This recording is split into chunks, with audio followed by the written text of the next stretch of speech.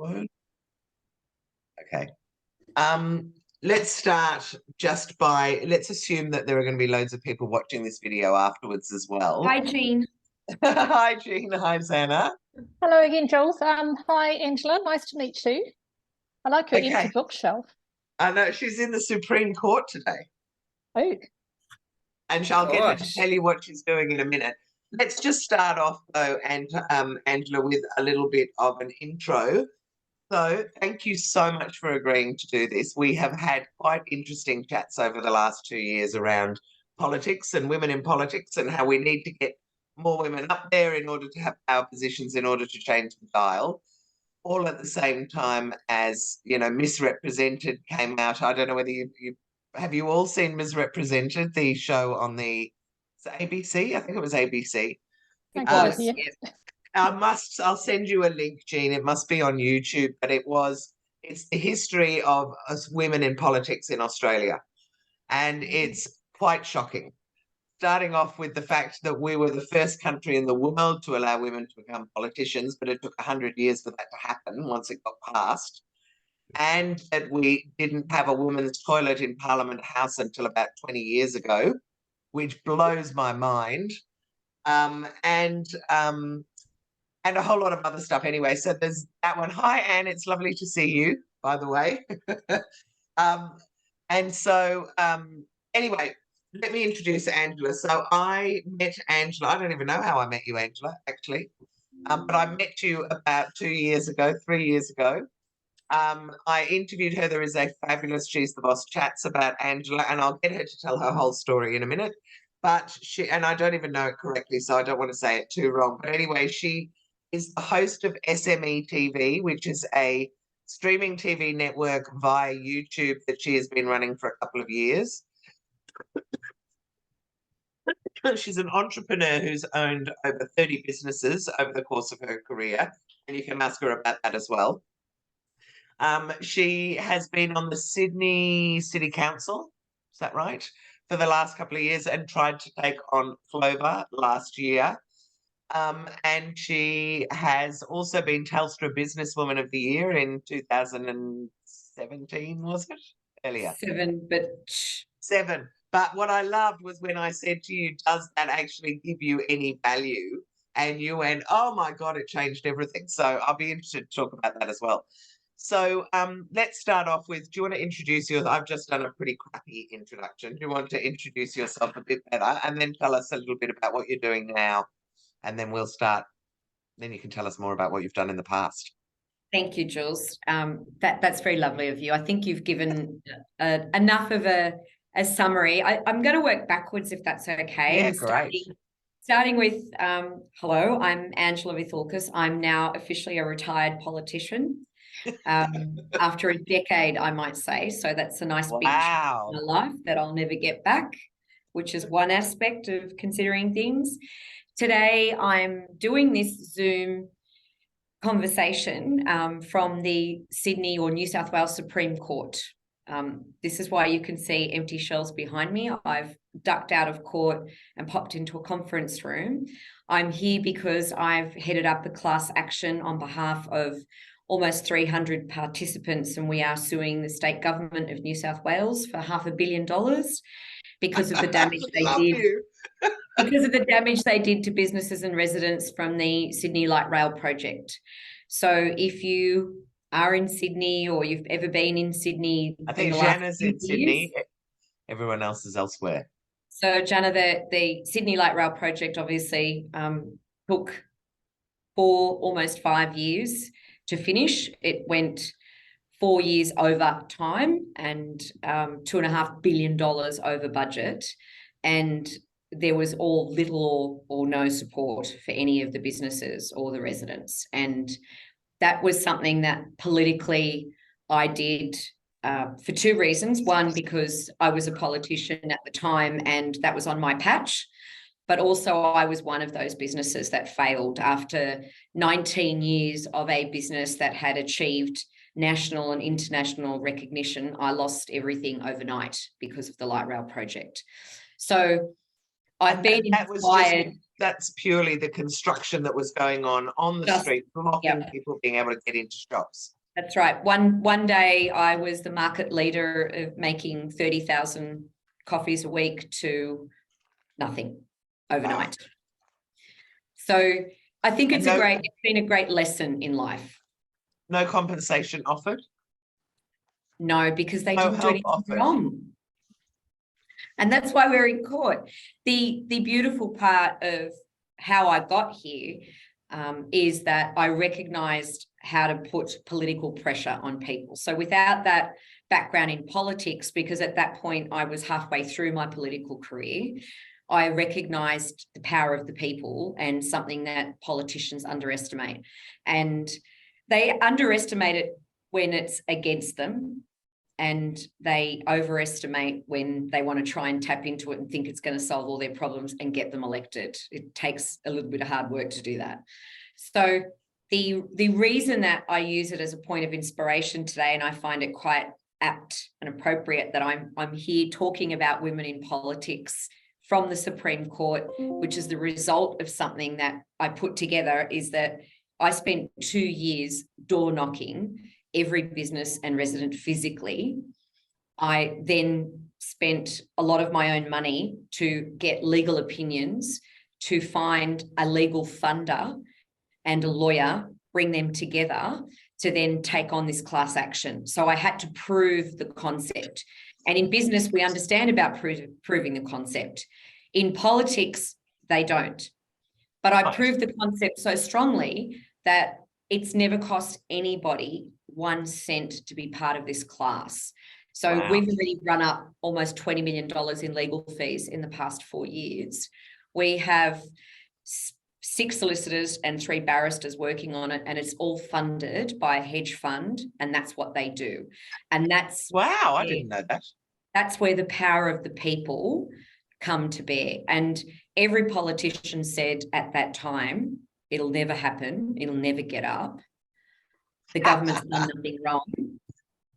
You can't hand a red flag to a woman in business, an independent politician, and tell me it can't be done, because I want to prove you'll prove them wrong. Well, I have what I call the Angela sentence, which starts with something like, "How hard can it be?" So that's me jumping to the end, because this represents, and 2022 represents the end in so many ways for me, because I finished my political career in January, and this year was all about the lead up to the class action and the court case, and putting my life back together. Because when you spend 10 years part of a political process, it doesn't just take over your life. And I want to be positive, but I also want to be completely honest. Yeah, be honest. I want to be completely honest. There's a huge void when you leave, because you're part of something. You walk into a political chamber and it's gladiators, it's war. Right. If you love the sport of antagonism, and you love to be able to get the best of someone and be better and prove a point, and to do it in a room full of people who are literally changing the lives of the community. And unfortunately, many of them are there not for reasons of being part of the community, but to be part of a political process and to build a career and a trajectory. And I never was. So for me, I was always around people for 10 years in politics who never had another job, who never knew what it was like to take responsibility, to have a business mortgage, to pay rent, to employ staff, to have to care about more things other than, will they be there tomorrow? And when you don't have skin in the game and you're making decisions about people's lives, I've always found that incredibly weird. Yeah. My life and decisions for my life are in the hands of people who have no skin in that game. Yeah. And this is the political phenomena. So given that I am meant to be strictly talking about politics, and it's not strict. It's not strict. Not other things. I just want you all to feel free, because we are a small group. Yeah. please, if you have a question about anything along the way, because we have so much time, I'd be much happier if you opened up and asked me a question. We have a bit of a conversation. Yeah, interrupt me, please, because there are different things that will matter to you and you want to learn about, then maybe I don't say. So if you're going to ask me, how did my political career start? How you just stole that question from me. I was going to go, so why did you get into politics in the first place? And how did it was an accident. It was, I've never finished high school. I've never operated in a corporate environment. I've always been self-employed. I've always been my own boss. I've never had to answer to anyone or do a process of putting reports together or reading reports or presenting to a board or having to worry about, my CEO or anybody else's opinion really, other than the customer and my business. And I noticed, and this happened exactly 10 years ago, I think in 2012, I noticed how difficult it was for so many business owners to have a view. Yes, I have owned a number of businesses myself. I'm just looking at the chat box that's popped up. Yeah, that's Antonia. 30 odd businesses, and I've employed hundreds of people. Cafes, buying cafes and flipping them with her brother. Yeah, definitely hospitality. And you went from that to politics, like how? A thankless job. What drove you? Advocacy. The fact that I could see that businesses didn't have a voice. So many business owners, and I am looking at the small to medium side, whenever they had a problem, and usually that problem always stems somehow in a government department. It sits somewhere in government, these problems that we have, whether it's operationally, logistically, whether it's rules, regulations somewhere, and they never knew where to go. And if you don't have resources or you're not tenacious, my background in business is taking on landlords that other people piss their pants over. Right. Because I've always taken the view of being fearless. And, what have I got to lose? This is my business. Of course I need to fight. But people get scared. And so what I'm interested in, though, is what made you go from being a business owner to saying, I'm actually going to take this next step? Because there's normally something that happens that just drives you, and that is the straw that broke the camel's back. Now I am going to go and get into politics myself. It's not a glamorous story. People tapped me on the back to be part of a political process to run in the 2012 local government election for the City of Sydney, which is the biggest council in Australia. Yeah. It's got a $600 million operating budget annually, and is one of the biggest property owners in the City of Sydney.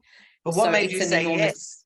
Well, I didn't say yes to getting into politics. I said yes to being part of the process. Oh, that one. And they had to gather 10 people to get together for a team to run in a Sydney council. Right.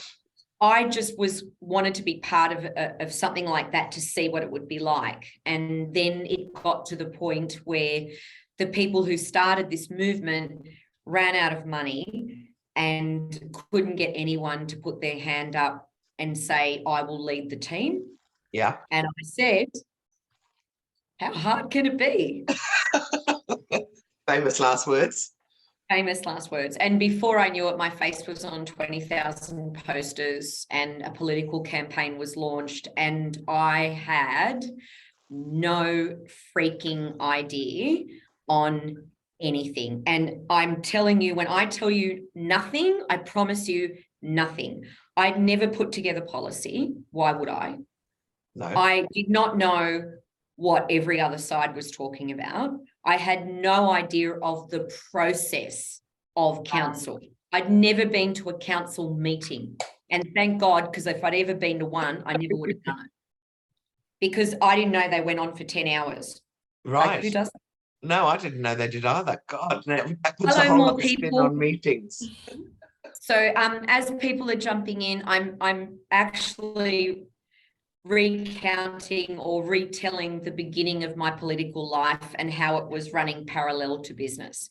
So I found myself part of a political process. I went up against the Lord Mayor of Sydney, Clover Moore, who is a 30-year career politician, never ever lost an election, and is the incumbent. So, you know, she has 45 people in her team. But where did she come from?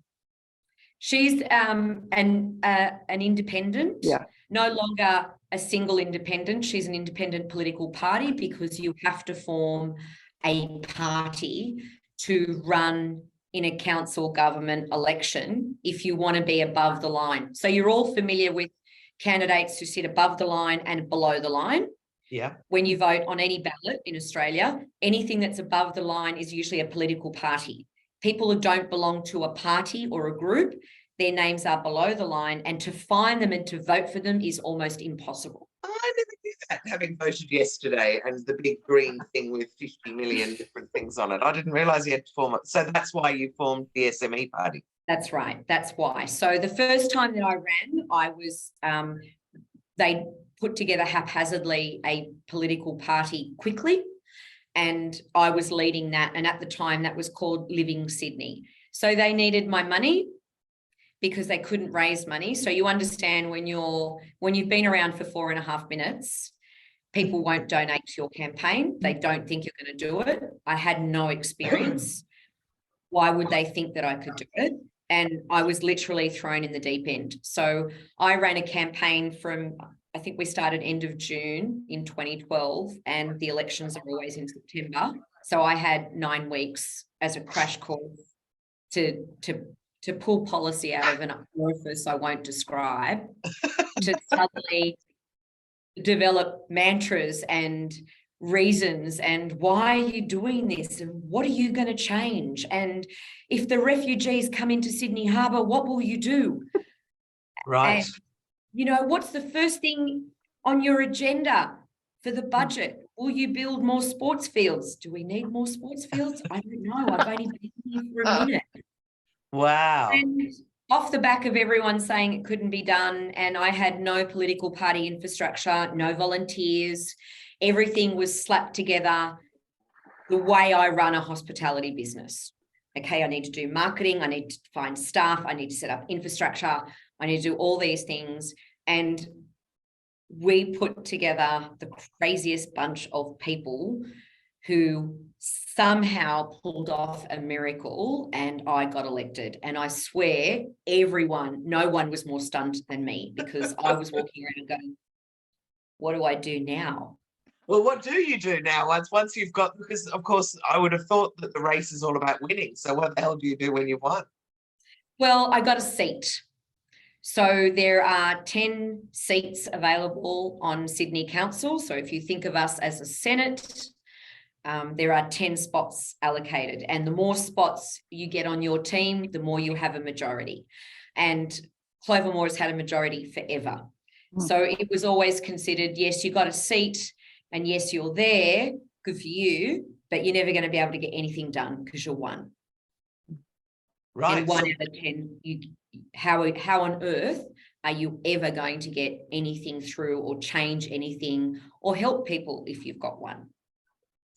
Oh my God. So that's the beginning of the bullying, which is the thing that would put me off. I don't know. Remember, I have no idea of government processes. I've never attended a board meeting. I've never been to a council meeting, and I turn up to get sworn in. So we are on the steps of Town Hall, and it goes through all the pomp and ceremony, and they have photos done. And many of you, it's a standard town hall. Well, we think it's quite glorious, but it has a lot of steps leading up, and they take a photo at the top of the stairs, and they have all the team there. Now, my opponent, Clover Moore, obviously won with a massive majority, and she had 6 seats on council, which gives her a majority. You might as well not even turn up, right? Right. Because anything she wants, she gets. But we were all there for our photos, and given that I had 1 seat and I was representing my team, I am a colleague, not a member of her party, a notch down there. I'm of an equal standing. Okay. So I'm at the front for the photos, and her team is like a little bit more behind. And I noticed that they kept pushing me out of the photo. Stop. Now It starts there. it starts there, and I'm standing there. The photo. I'm new. I come from business. We don't do that, right? No. At least not like that. Like if you're going to push someone down the stairs, you pay someone to do it delicately. You don't do it yourself, right? So I'm getting pushed towards the end of the stairs, and at first I'm like, oh, I'm sorry, like my bad, right? And then I kind of, dossel up, and then I'm pushed again, and I'm like, I'm in hospitality, ladies. I make Gordon Ramsay look like an angel.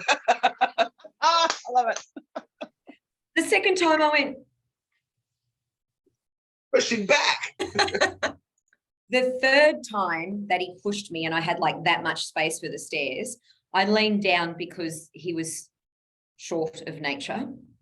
And I looked down at him and I said, have you seen those dwarf throwing contests on YouTube? You go, Angela.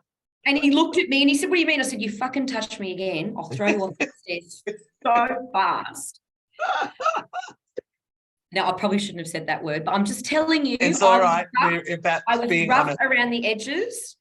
I never understood any, this is me, and that's what they got. So if this is the first hour, what was the first week like? Apparently, you're not supposed to throw things across the table in chambers. So you started when they said something in their side from the beginning. They delivered to me for my first meeting 5,500 pieces of paper around policy, and I had 72 hours to get my head around it and walk into a meeting and vote on legislation that affects people's lives. They give people 72 hours to make life-changing decisions, to approve plans on buildings, on homes, on what are we going to do with this 100 million? Where are we going to put this 50 million? They put these decisions, ladies, in the hands of people who can't read financial papers. I come from a business background. I know how to read financials, but I was surrounded by 9 other people who'd never been in business, who'd never employed people, who'd never been responsible for anything, who had no skin in the game, and were making decisions on behalf of ratepayers, right, in the biggest and most prosperous city in Australia. And that is a reflection of the caliber of people you get at local, state and federal levels. How did I not thump anyone? I never said I didn't. That must have been so frustrating though. Oh my God. It was in the beginning, I swung between, look, I had my attitude, and my attitude in business is if you don't know something, you've got to learn how to do it, right? So I wanted to absorb, and I was there, I was elected, I was there for 4 years in that first term. I wasn't going anywhere. And I wanted to, people were coming to me and saying, oh, I've got this problem, I've got that problem. People were approaching me for help across things that I didn't know anything about Sydney Water and where pipes go. Oh, yeah. I was suddenly learning about, I felt like I was in this bubble being a business owner. My God, people have other problems in other things besides inflation and interest rates. It was just phenomenal, the privilege that I have had on understanding how the world works and all the bits that go together. I will always be incredibly and eternally grateful for having been given that opportunity to not only serve but learn. Having won that opportunity, I don't know that you were given it. Competing fair and square, but not fair and square because I don't have the backing of any political party or the financial assistance, because nobody ever believed I could do it once. And for some reason, they never believed I could do it again when I got re-elected. So the journey in those first 4 years was incredibly hard for me. because I didn't know anything, and they don't help you. It's an adversarial system. There's no network of, I walked into my office, my political office, the first day, and I didn't even have a pen. They didn't even have, like a starter kit, a welcome pack. Yeah, right. There was no onboarding. It was meeting starts at 12. That's one of the things that came out of Misrepresented that I thought that they covered really well. Was they were talking about Canberra, obviously, and Government House, but they were saying any other corporation has got standards that you have to abide by. It's got rules and regulations, but the government has nothing. It literally is open slather, do whatever the hell you want. And, Yes. The people with, I guess, the most power and the ones who've got the loudest voices and are the bulliest are the ones who are going to win, which is what brings up this hideousness, I guess, with... Yeah. And also, how are you supposed to have efficiency? Yeah. Everything is inefficient because you have to learn. You're not given the opportunity for someone to teach you. Yeah. Which is how it costs $4 million to build a small little roundabout and things like that. And you need 15 people. They want you, the bureaucrats want you to stay blind and deaf. So you're facing... They can do whatever they want. Correct. Because you have to understand that there are competing interests here. There are politicians who want to stay elected or get re-elected. There are bureaucrats who love their very highly paid job and the power that brings. Now, in 10 years in government, I promise you there are phenomenal people employed by government who literally are there because their spirit and their soul needs to serve. And they are amazing people. And they are wonderful, phenomenal people, but they are in the minority. It's government work. It is not the most highly paid world. So the other currency that they trade in is power. Yeah. When you understand what you're fighting, then you deal with it. And when you understand the motivation, why are they there? Not what's in it for me. I had to ask, why are they here? And play that game. And unfortunately, that's what it is. It's a game of, well, what mask and what personality am I bringing into chambers today? Do I want something? So who do I have to be nice to get it? Wow. And what's it worth? And which deals am I making with whom? And if anybody thinks that they're going to get into government and not make a deal, then they're they're themselves. All right, so we've got Carol and Kathy have both of their hands raised. So Carol, what do you want to say?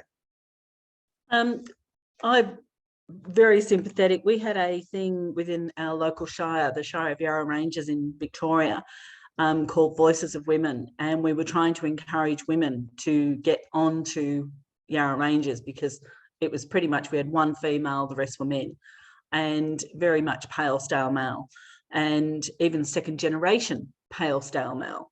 And it was a great program because it actually took potential councillors through the process. All of us went to council chambers and they sort of did a mock council meeting, and they took everybody that was in the program through the whole process. And apparently they'd not seen, because we had quite a lot of involvement with the VLGA, and there's a woman whose name temporarily escapes me who wrote a book on how to get elected and stuff. And they were staggered and then really, I guess, really impressed, because we did get, it became I think it was a 60-40 split at the next election. Oh, for the women again, women versus men. Pardon? Carol, women versus men, 60-40. Yeah. So we had, I think we had 4 elected, 4 women. And I guess it was something I had to get out of it after that because I'm involved in so many other things. And to me, we served our purpose. I have a variety of friends that are involved with local council and state politics. And it just, the way women are treated staggers me, but the way women treat other women also staggers me. Yes, You may as well be in real Angela's got estate something to say because about it's that. exactly the same. It's exactly the same. I had a lot of mentors. I had a lot of mentors, Carol, in politics who reached out to me because it was the men, believe it or not, who respected what I was doing, that I was independent and self-funded, that, you know, as soon as I was halfway through my first term, I realized the vacuum that was for SMEs, that they had no real voice, that we were paid lip service by mainstream political parties, that, you know, we don't even have a small business minister in main cabinet. I mean, it's just ridiculous.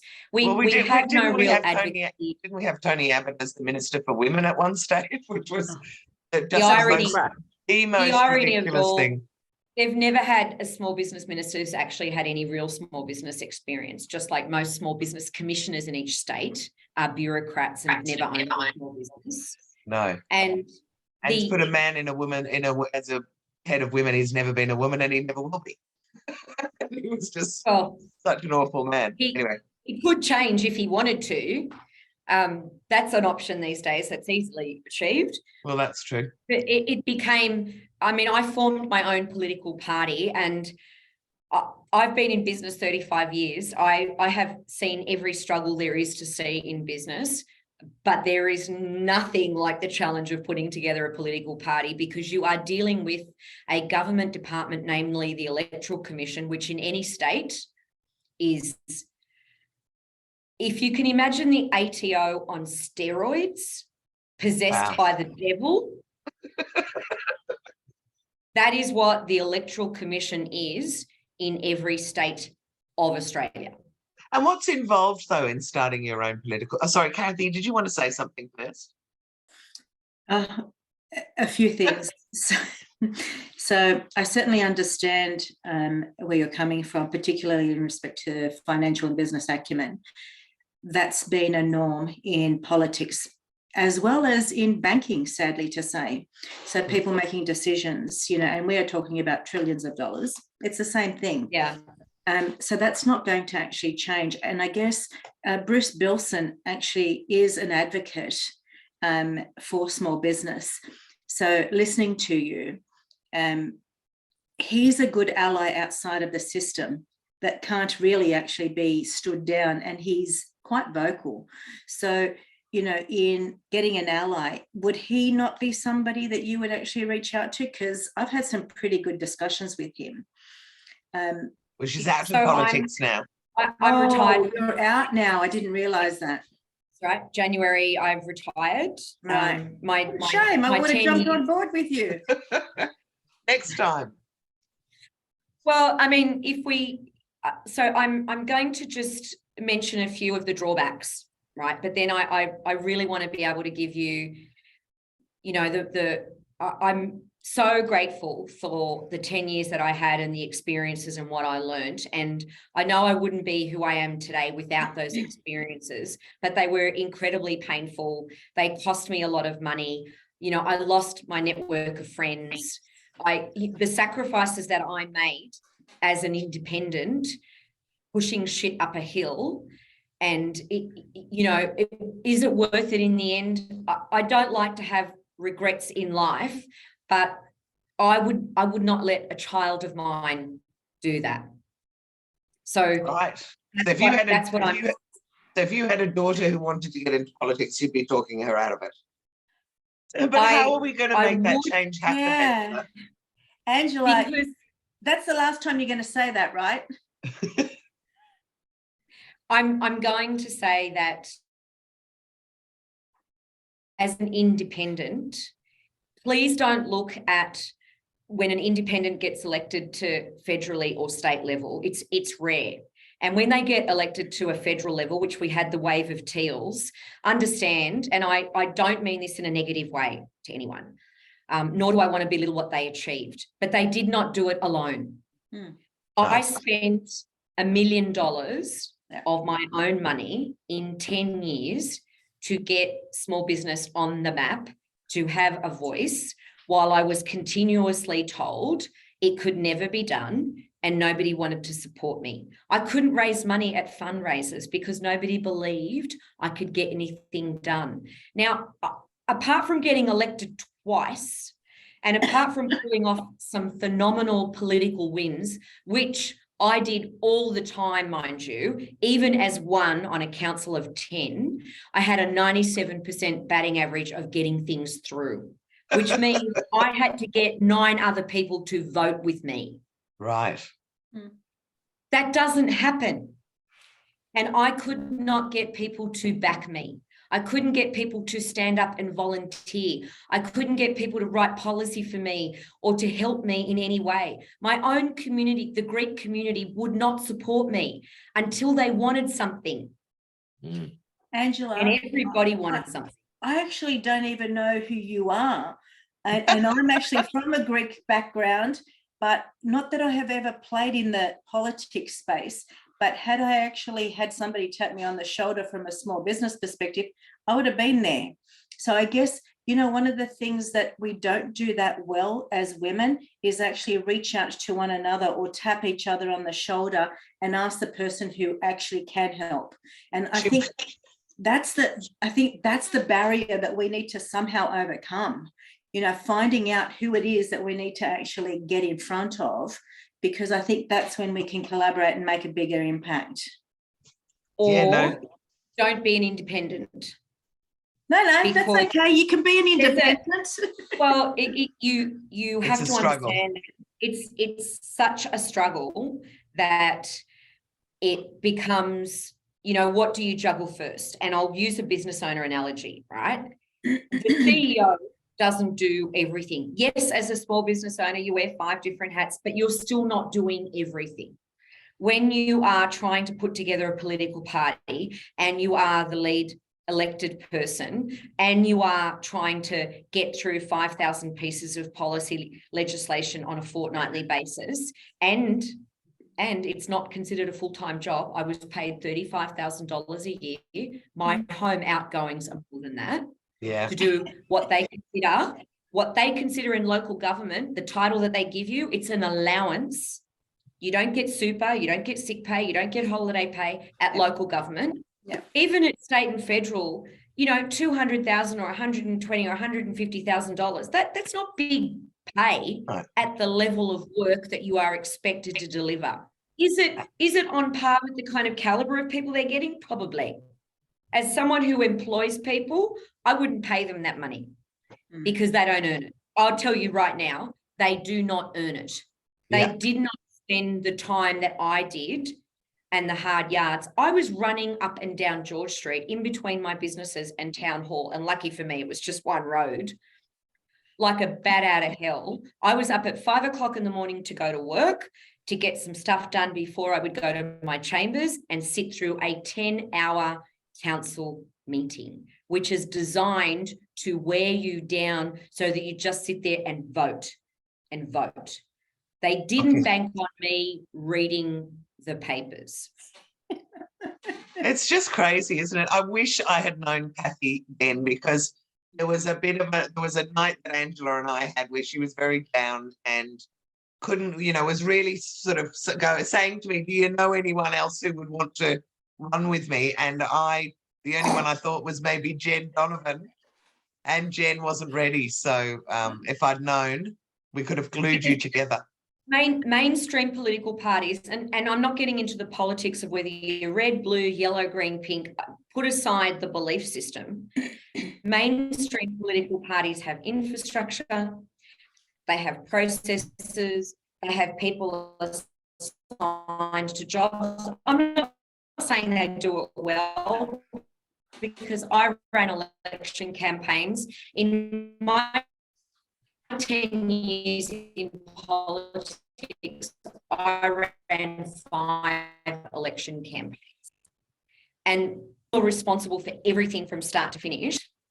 That's why I'm saying, if you have, and we're jumping around a little bit, but if you have political aspirations, don't necessarily do it the hardest way possible. If you feel motivated to contribute to community as a civic leader, because that's what I think we should be, a civic leader, not politicians. What's the difference? I used to beg, can we walk into, well, because you need to be sensible and reasonable. Just because people would come to me needing help, I was always honest in saying, you've actually already got a good deal. You've broken the law.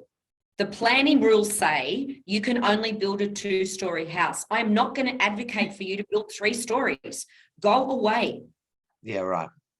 Or I would say to the business owner, your liquor license says you close at 10. You got a warning. You closed at 11 and you got a warning. You closed at 12 and you got 2 warnings. Don't come to me to fight for you to get your $5,000 fine voided when you had 2 warnings. Yeah. But other people would use that to their political advantage and still bag the system and still look at point scoring. I didn't do point scoring. I didn't want other people to get airtime off other people's misery or not be honest. Yeah. You know, there were people that I could help and I did. And if that required me being creative, I'm all for it. But if we had a more sensible approach to respecting the rules of our nation, of our communities, and if rules apply to everyone, then we all follow them. But when you hold people at ransom for those rules, and that's where planning, and again, it's not just local government. At all levels of government, they plan. But when the big end of town gets to manipulate outcomes, and they do, ladies, they do in the worst possible way. They will stand by and watch people drown and die to get their own way, to improve their balance sheet, to get their KPIs. How do us normal people fight a system and a process like that? But Angela, that's everywhere, and that's been going on for years. So, you know, the only thing that we can actually do is not actually continue that roadmap. So what you did, I would actually do exactly the same. I wouldn't do anything different, because ethics at the end of the day is actually going to triumph, and you don't actually waste the energy and headspace trying to think about what did I actually agree to. It's, you know, it's a clear line. It's, for me, it was a clear line, but it's not always a clear line for everyone else. And that's why I couldn't raise money, because I couldn't be bought. Because donating to your campaign means that you are influenced. Right. In fact, the Libs launched or instigated or encouraged an investigation around me so I would prove where my money came from because I funded my own campaigns. They did not think that a woman had money to fund a campaign, because don't forget, this isn't about investing in a business. When you spend money in politics, you never get it back. No, you're throwing it away. If you get elected, lucky you. But if you don't, there's no, can I fire sale? Can I sell it at half price? That money's gone. You burn it. And they did not think that could do that. And I had small business. Why didn't small business owners not chip in and support you? I mean, you were that's what you were asking for, and they weren't doing it. I couldn't, because they didn't believe that I was selling the ultimate dream. Right. Of, I can't change your life. So here's the conundrum. To get a voice, you need to be elected. To get elected, I need support. And they would then look at me and go, but one person can't make a difference. I made a difference every single day I was there. I never, ever stepped back from any situation, even if it appeared hopeless. I gave more than my life in those 10 years to the detriment of my family, my friends, and my business. I don't know if I would do it all again. And I say that with difficulty right now, because as I said earlier, I am today talking to you from the Supreme Court of New South Wales, because I am leading a class action against the New South Wales government on behalf of businesses who were destroyed during a 5-year construction project of Transport in New South Wales. And we are suing the state government for $500 million. And it took me 2 years to make that happen. And right now I'm halfway through that case. If I had not had that political experience, if I wasn't in that position of power, in that small way, if I hadn't strategically worked out in 2 years how to make that happen, if I didn't have that business background, but to be inside the bubble, this never would have happened. And these people wouldn't have got what they got so far. So I don't regret that, but no, well, what's it worth it? I don't know. It's a tough the one. The cost benefit analysis in terms of personal loss, and the fact that I was deeply hurt by not being able to rally the troops to help me. That hurt me because I was getting results. You know, there were people that I got help from government. They got hundreds of thousands of dollars in compensation on other projects and other matters that I helped them with, that I advocated on their behalf. And when I asked them to do two things, donate to my campaign or hand out for me, they said, sorry, I promised someone else I'd help them. And then when I was re-elected, they would call me and go, I need help with something. So unfair. In business, you don't get that. No. It's a much cleaner, crisper, delightful, stressful, hardworking world, but you can see your path until you get screwed by government or a natural disaster, sometimes both at the same time. And that is where people need an advocate. Now, I made a decision to quit politics because I could not get re-elected and I did not want to waste any more of my time. Now I help people the same way that I was doing for 10 years, but I get paid to now. That's government relations, isn't it? And that's government relations. And I advocate. So, you know, I've just wrapped up a massive project for 12 businesses who have achieved something that 6 months ago. And I can't say much except to say to you that 12 lives have been saved and they have a future today because of the 6 months worth of work that I put in. And I can now claim that because it was a job with proof. That is brilliant. So you're making a, can I just ask a quick question? Yeah, go. So you're making greater inroads and for change from the outside with your inside experience. And not, because I already know what the process is and how it stinks and what needs to be done. It's almost like a template process. Wow.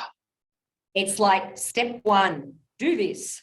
Step 2, do this. Step 3, step back. Now let me do what you pay me to do, which is go and have the conversations that nobody wants to have. But I have a 10-year track record in making phenomenal amounts of trouble that can be incredibly uncomfortable for other people because I have right on my side. And you know what? I can see that really lights you up too. It's easy for me to sit in a room with, when you get a win, when you are saving a life, literally. And ladies, imagine now that there are people who are going to lose their homes. And today they're not. Yesterday they might have, and today they're not. How would you sleep tonight if you were that person? Like a baby. Because Angela, I was there.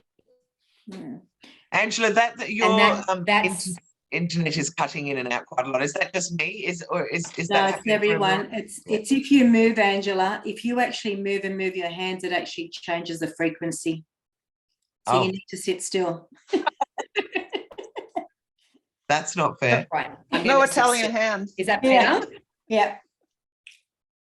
Oh, so okay. Now one of the questions from Jean that I thought was really good, just to put a little positive spin, is tell us about some of the positive outcomes you got for ratepayers, because there must have been some pretty good moments during the course of all that bloody fighting for you know, to be heard. Tell us about the good bits.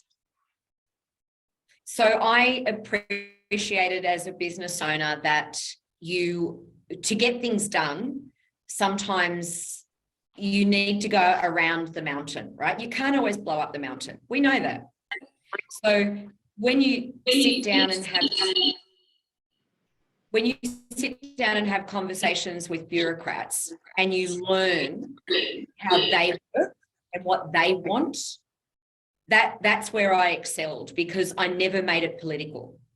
I sat down with bureaucrats. They understood after years that I was serious about fixing something, that I would compromise in terms of I was there to get a good outcome for the city as well as for the ratepayer. I never went in there saying I want it all on our side. I was a facilitator. I was always trying to get a good deal. That I'm a business owner. I want a good deal always. And I would always tell the resident or the business owner or the ratepayer, this is a good deal, take it. It ain't going to get any better than this. Right. And that's what I excelled at. And so sometimes they were very quiet stories where it was, just a matter of a health inspector had gone at the wrong time. The business owner got, fined for something. I know what that's like. I talk them through it. I myself, as a business owner in hospitality, when I got some wins on the board, sometimes council would send their health inspector at odd moments to inspect my restaurants to find something wrong that they could go public with. Like, how dirty is that, right? Yeah, filthy. So, now who's motivated by that? I don't know. And I don't care. I ran a good tight ship and they never found anything. And I was always grateful that I was a fanatic around those things. But that's the kind of pressure you have. Are you all familiar with Sydney Water? So every state's got the water company. So there was legislation passed in New South Wales where no one knew about it, where you were responsible for your water or your sewerage lines from the mains in the street. It used to be from the boundary on your property, but they changed the law so that if something happened to the sewerage line halfway down the street where the mains were, it was your problem to fix. Oh my God. A God. family came to me who had a newborn baby, a young couple with a newborn baby, and they got hit with a $60,000 bill from Sydney Water, and they didn't know what, and plus they weren't allowed to live in their house because the sewage line was cracked. Council doesn't let you live in your house where the sewer's cracked because it's a health violation. And they didn't know what to do. And nobody knew about this law change because in the olden days, Sydney Water would have fixed all that. Right. And for me, the great win there was having to facilitate between companies and entities and get them to the point where this family could move back home. And did you manage to change the law though? Is it now back to boundaries? No. So they slipped that in and nobody knows. Wow. Yeah, if it's just halfway down for it, the street, you have to fix. You have to pay for the whole thing. Stop it. And oh my God. And don't forget, to get there, you're going to have to dig up the street and make good. Oh my God, that's amazing. Sorry, Luella, are you trying to say something? Yes, sorry, I'm now on my phone. I've ditched my computer. Oh, okay. The sound issue. So, hi, Angela. Hi. So you're saying that this is just to do with sewerage or for water? All things, if it's applicable to Sydney Water. Wow. Yeah. From the street. No, from the mains down the street. From the mains, wherever they are. The connection of the main to, So if it's your property. How can that be? Because that's got to be. Well, they did that to save money. Because it's passed through all the members. State. The council. Yes. Yeah. So who was asleep on the day when that happened? God. Those people are elected in Parliament to protect our interests. Yeah. And nobody cared. doesn't matter which political party you're looking at. It doesn't matter about colour. And that's what I have always said. It should be the issue that drives you. Yes. Whether your party believes in something. Can I tell you, that's, Angela, if I'm looking at it from a practical point of view, all that they would have done is presented it and then gone, well, here are the mitigating risk factors. And so the percentages of that actually likely happening is, and that's all that would have been tabled. There's actually no other thought process. So when you don't have people... read it, Kathy, if any of those politicians had bothered to read the papers to find out, most of them turn up and vote on something and they vote as a party. How should we vote like this? And they don't even read. Correct. And that comes back to the lack of business acumen. If you actually have people in there that have got absolutely no business acumen, that's right, then they're just going to actually be there voting for their lined pocket. That's it. My goodness. And that's why, and that's the downside of being in mainstream politics. You must vote the way the party tells you. I don't work well in those situations. They're young. What do you? Wow. So you froze then. Sorry, I don't know. Can we hear? That when you are in government at any level, in any way, when you are in government in any way, no matter how small, you can make change. Yeah. You can help. Yeah. You can, if you want to. But it's hard work.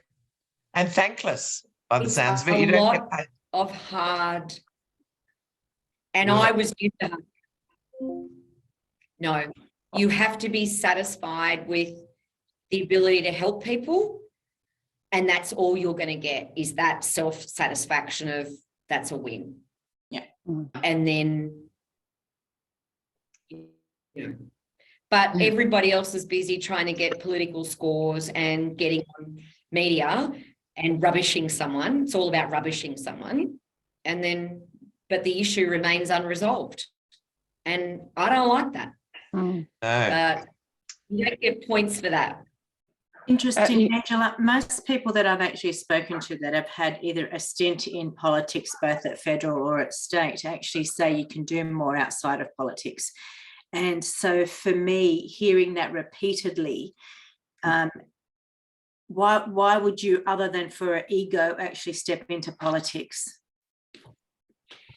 I think learning the system, you have a knowledge.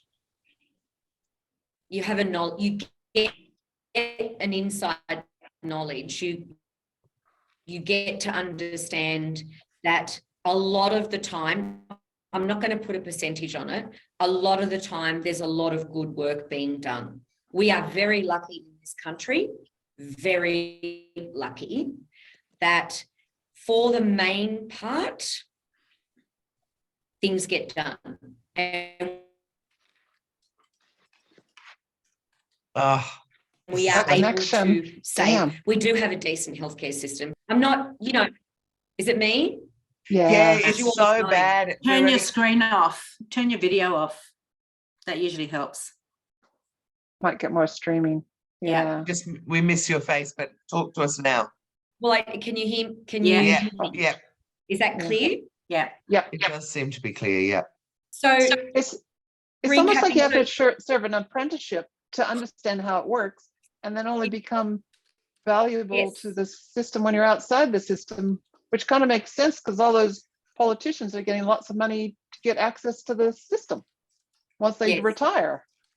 Well, yes, but again, I'll just say that they don't necessarily last very long, because now I'm in the government relations world. That's hard work too, right?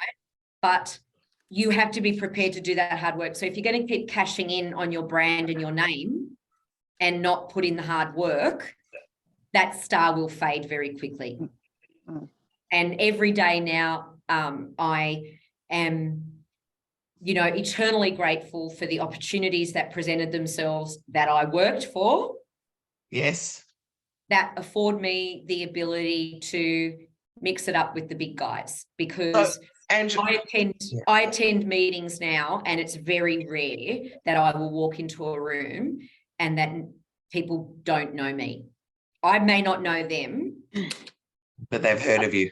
But they know me, and that to me is enough of, yeah. I mean, it's not bad for a waitress who didn't finish high school and has no formal qualifications, who didn't know how to read 5,000 pieces of paper on her first day in the first council meeting, and didn't understand what I object means.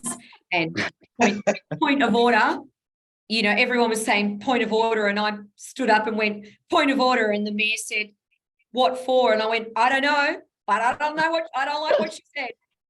Everyone's saying it. I'm going to say it too.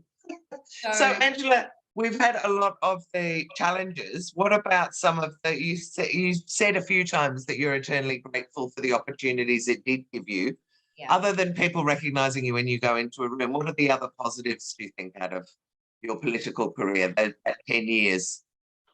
That government is not a beast that can't be defeated. Oh, nice.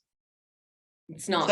So what do you think of the teal wave and the women that are coming in now? What do you think that, and presumably that is hopefully the start of more and more women coming in. How do you think that's going to affect things? Women certainly have a different view and a different way of doing things. It's a different approach.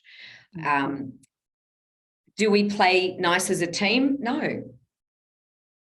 And that's why the guys do well in other areas, because they play as a team. They get it.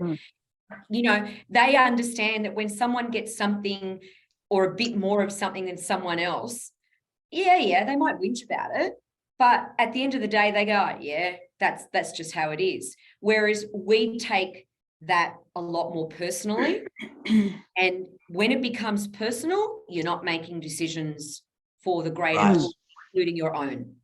And then you're walking right into the trap by the guys who are going, you're all making emotional decisions rather than logical decisions. Well, that's the way it is. Now, if the Teals can do the hard work, because getting elected is one thing, right? But don't you think part of it was the fact that they were all doing it together, that it is the fact that they knew that they weren't the only one? Would that have made a difference with you? Yes, but don't they all disown each other in terms of, we're not a political party, we're not a movement together, because they're all independent. Right? They're not putting together a political party. No. They're never looking, you know, it's the political party that's going to have the clout. So I'm saying now that if you want to make these differences, it has to be as a formed, structured group that has infrastructure and resources. Right. And it is, you just have to ask Jackie Lambert, who, you know, stepped away from a mainstream political party to become an independent, to then set up the Jackie Lambie network. Why? Because you need infrastructure to run, because you need infrastructure to get re-elected. You need all of these things. And that initial capital injection that happened, that got you elected the first time, that's a honeymoon period. Right. Getting re-elected and staying in.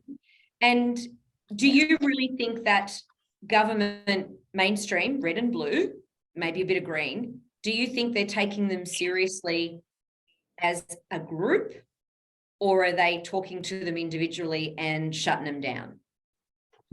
Yeah, right. Because you are talking about a world that plays dirty every single day. And they will want things done in their electorate, and the only way that they will get those things done in their electorate is by wheeling and dealing. And at the end of the day, they're going to want to get re-elected, and you tell me who pays that price.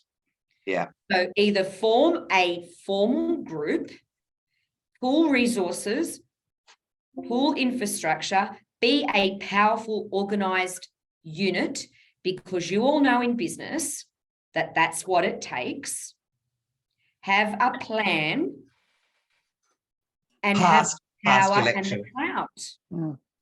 So they really all need to band together and start the Teal Party or something.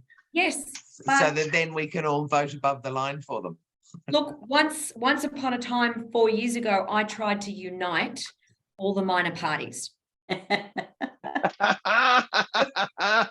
And I tried to unite them formally, and I was the only woman in the room because every other minor party is male-led and filled. Right. And it became obvious to me from the third meeting, and I was the only elected person in any of the minor parties. I was the only person with any real running a campaign experience. I was the only person resourced. I was the only person who had any results. How much respect do you think I had in the room? Really? Zero.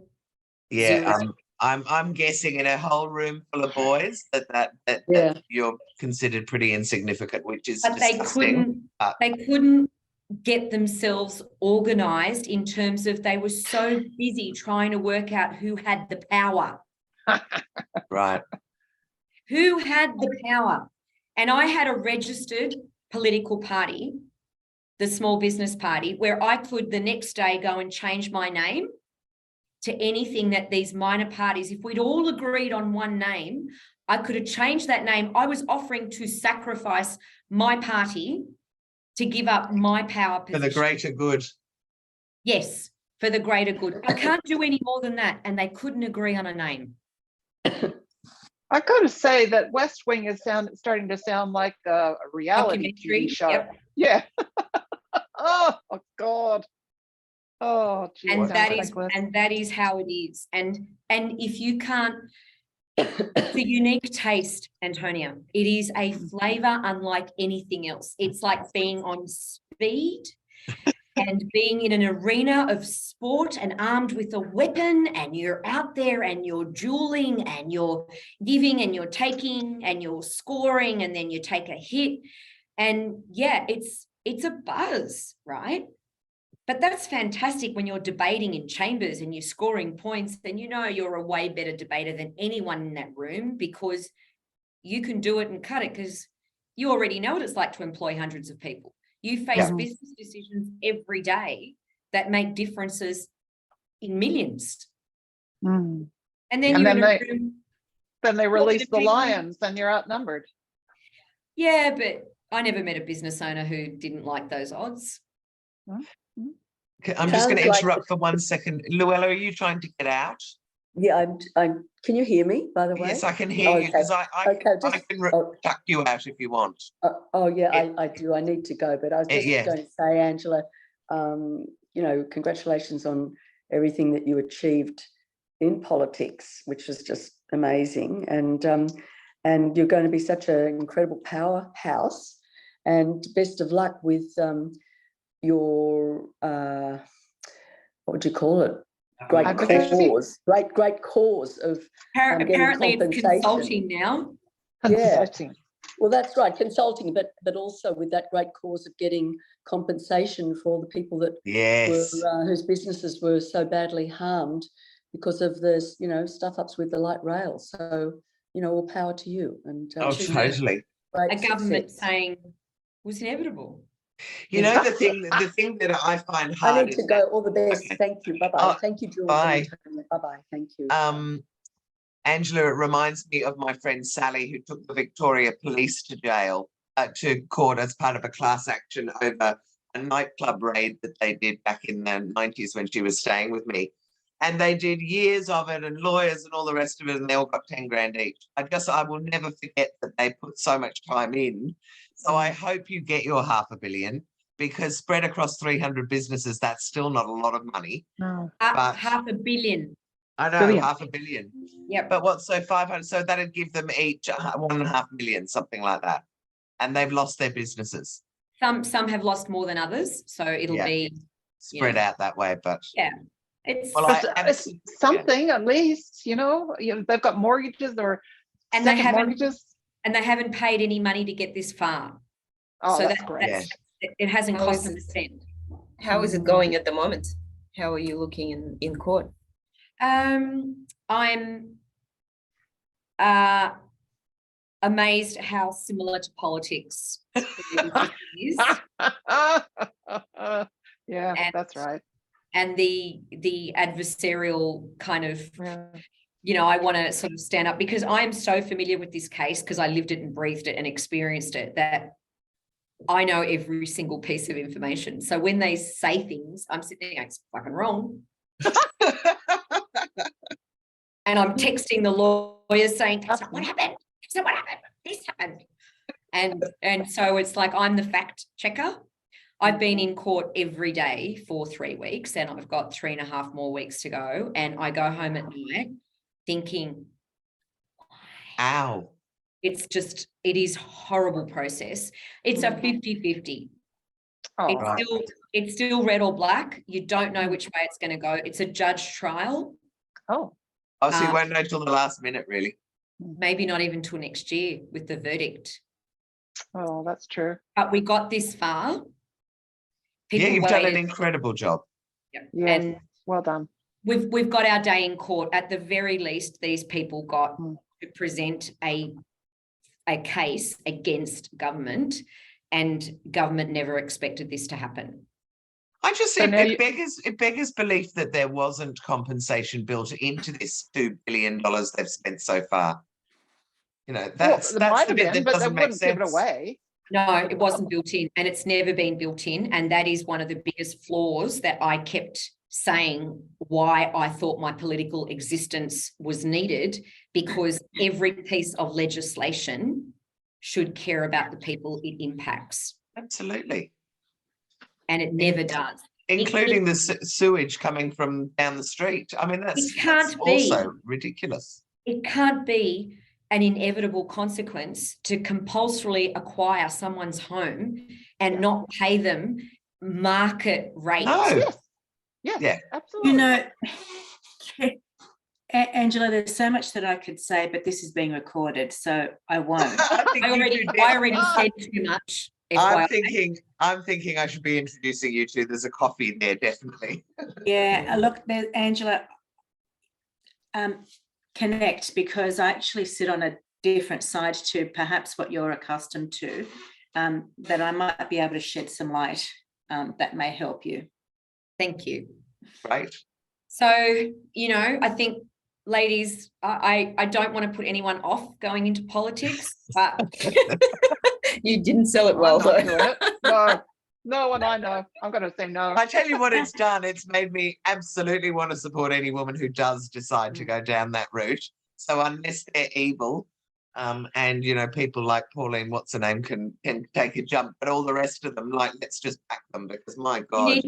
You need to turn up, you know, donate. It doesn't matter how much it is. Hand out for them, wear their T-shirt, support them, you know, give your time. And that is a commodity that levels the playing field. Right. Giving your personal time makes the difference. That gets people elected. Yeah, right. It also actually gives a very different perspective visually. Yeah. So when you see people that are actually supporting one another, it automatically gives reassurance, you know, subconsciously as well as just visually. Yeah, totally. Because if they look like a lot of people support them, then who are they? But also, you know, understand that whoever you do support, make sure you know that they're going to go into that job for the people. Yeah. Yeah, not for the salary and the front page cover. No, for the job that they can do when they're in there. And they need to care about every single piece of legislation, not just whether it affects their electorate. Yeah, and they've got to have a very thick skin, because honestly, watching, I don't think it was Jackie Lambie, it was somebody in Misrepresented, the woman who had been there with her child, and then the drunk guy came in and basically just started listing off names of people that he said she'd slept with and whatever. That made me want to cry. I mean, that was just so awful. And in the end, the speaker or whoever it is that's at the you know, the person in the high seat, sorry, I'm shit at politics. That's the speaker. That the speaker turns around and says, basically sit down and be quiet to the woman, and lets the guy get away with it all. And it was just shut the doors, we're going to make this a closed session.